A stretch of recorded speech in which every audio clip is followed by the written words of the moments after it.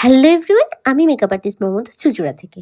চলো আজ তোমাদের সাথে শেয়ার করি আমার 6 ডিসেম্বর 2025-এর 3টি মিষ্টি মিষ্টি কাজ।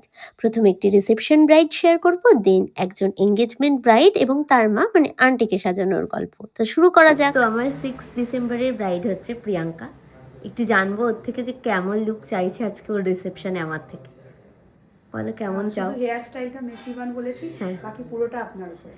লিপস্টিক কেমন ইচ্ছা? লিপস্টিক পুরোটা আপনি যেমন সাজিয়ে দেবেন তেমনি। ওকে, ঠিক আছে, দেখা যাক কেমন হয়। এমনিতেই তো ভীষণ মিষ্টি ছিল এই ব্রাইড, মানে ফেসের যে ফিচার্স সেগুলো এত সুন্দর ছিল যে বলার নয়। তো ভেবেই নিয়েছিলাম যে লুকটা কেমন কি করব, সেই অনুযায়ী প্রত্যেকটা স্টেপ করে নিচ্ছিলাম। আর এখানে ওর সাথে কথা হচ্ছিল, বাট ও খুবই চুপচাপ, ভীষণ চুপচাপ। আমাকে কোনো কিছু এটা করব বা ওটা করব কিচ্ছু বলেনি, নাথিং। যেমন ভিডিও শুরুতে বললো পুরো সেম ছিল, বরং উল্টে আমি নিজে জিজ্ঞেস করছিলাম এটা ঠিক আছে তো, ওটা ঠিক আছে তো। আর ও প্রত্যেকটা কথা আপনি আপনি করে বলে। তো আমি ওকে বারবার বলছিলাম তুমি আমাকে তুমি করেই বলতে পারো, তুইও বলতে পারো, যেহেতু অলমোস্ট আমরা সেম এজেরই।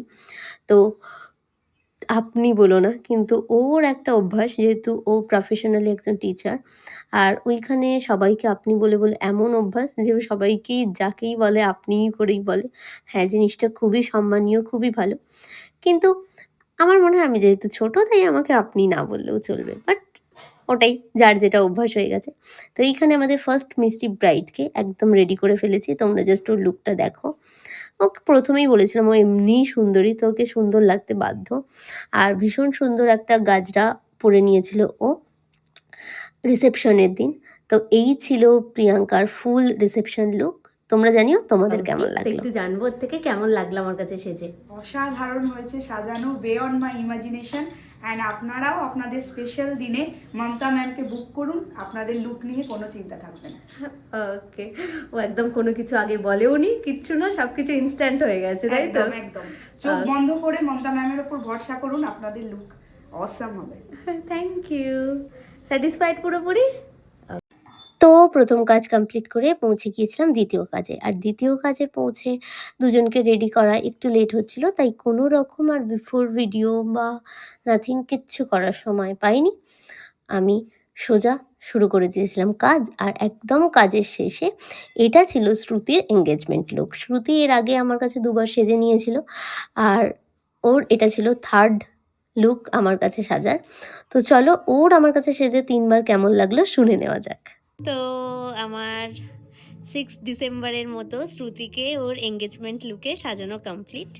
তো একটু জানবো কেমন লাগলো থার্ড টাইম সেজে। খুব ভালো লাগছে, যেরকম চেয়েছিলাম তার থেকে অনেক বেশি সুন্দর লাগছে। আর 3 দিন সেজে স্যাটিসফাইড তো? ওকে, কোথাও বেশি কম কিছু হয়নি তো? ওকে। এরপর মেয়ের এঙ্গেজমেন্ট মায়ের সাজ। মায়ের সাজটা তো মিষ্টি হতে হবে নাকি? তো চলো আন্টিকে তো সাজিয়ে দিলাম, শুনে নাও আন্টির কেমন লাগলো।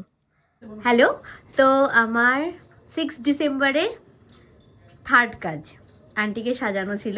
আমি তো ভীষণ চিন্তায় ছিলাম, বাবা যারা সাজে না তাদের নিয়ে খুব চিন্তা হয় সত্যি, যে কেমন বলবে ফাইনালি দেখে।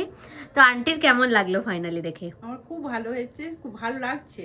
আমি কোনোদিন সাজিনি, এই প্রথম আমার সাজা এখানে। কোনো বেশি কিছু মনে হচ্ছে না তো? কিচ্ছু মনে হচ্ছে না, মমতা একদম সুন্দর করে সাজিয়ে দিয়েছে আমাকে।